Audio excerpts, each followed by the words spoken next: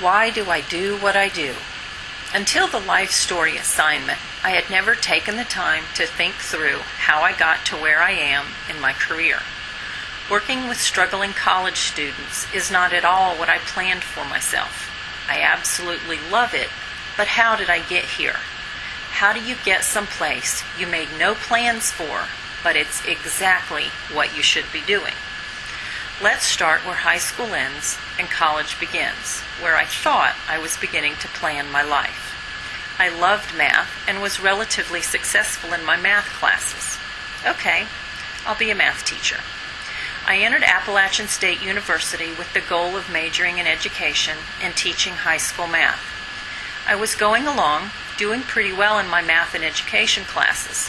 For the most part, I was doing okay in my general college, except for maybe world history. I received an A in my general college math class, an A in geometry, and an A in trig. Then calculus comes along. I received a D, and I had no idea what we had done.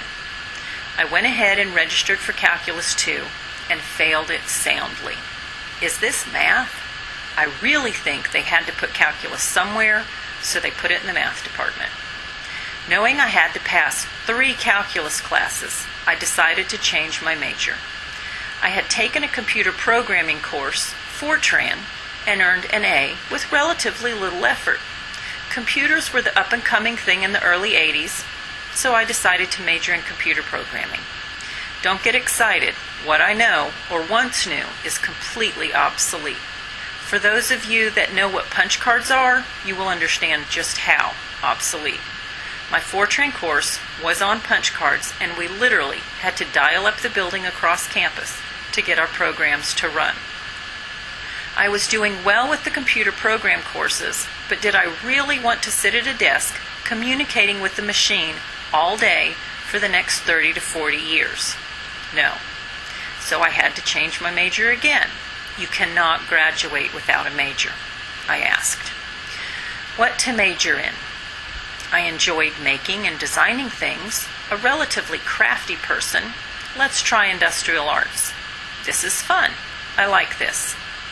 The drafting classes were what I really enjoyed and excelled in, so I eventually graduated from ASU with a Bachelor of Science in Industrial Arts and a concentration in drafting. Okay, I'm out of school and getting married. I guess I had better get a job.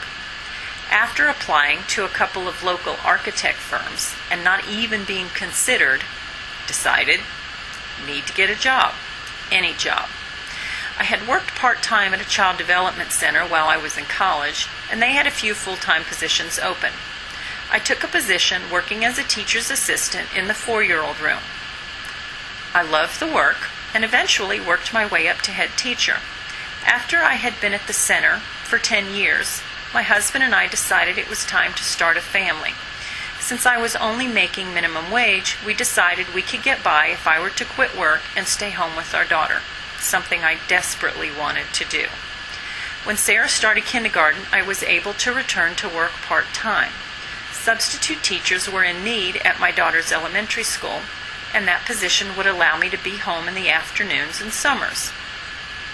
About 4 years into that, a tutoring position came open for middle school math. Math? I love math. I can do that. One young man I had worked with, Travis, had been having an especially difficult time. Things at home were not going well, and he felt the math he was working on was beyond him, that he was unable to understand it, and he was just going to fail. After working with him for the better part of the semester, we had a breakthrough. Travis was beginning to understand integers. One day, after a particularly successful session, Travis looked at me and said, "Hey, I'm not stupid." He actually had believed up until that moment that he was stupid, that he was unable to understand things, and it was his fault. That is the first time I really felt that my part in someone else's learning was relevant, that what I was doing made a difference. I began to realize that not only what I was doing, helping students find different methods that worked for them, was important to them, but to me as well. I was good at this. I could work with students and break things down for them so they could understand them. I could keep trying different strategies until we would happen across the one that worked. I could build a relationship with them so they would feel comfortable telling me they didn't understand and we needed to keep trying. I threw myself into tutoring and was eventually working almost full-time at the school. Full-time would have required benefits. I also tutored 10 students privately after school. I was happy, I was doing what I felt I was meant to do, and I was making a difference. I've been doing this for about 11 years when out of the blue, one Friday, I received a phone call from a friend at Lees McRae. They were going to hire someone to teach learning labs, required labs for struggling and high-risk students. Was I interested?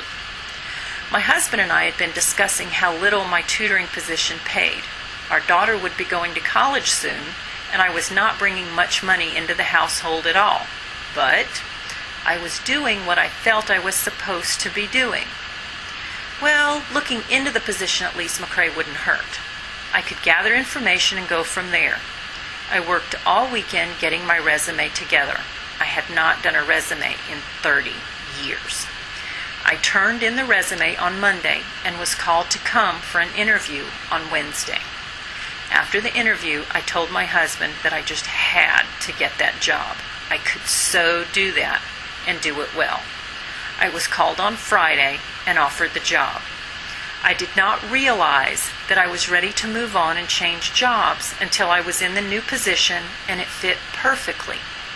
I have loved the job from the very beginning and was only at the job for about a year and a half when I decided to go back to school and get my master's, well after a point in my life when I thought I would ever return to school.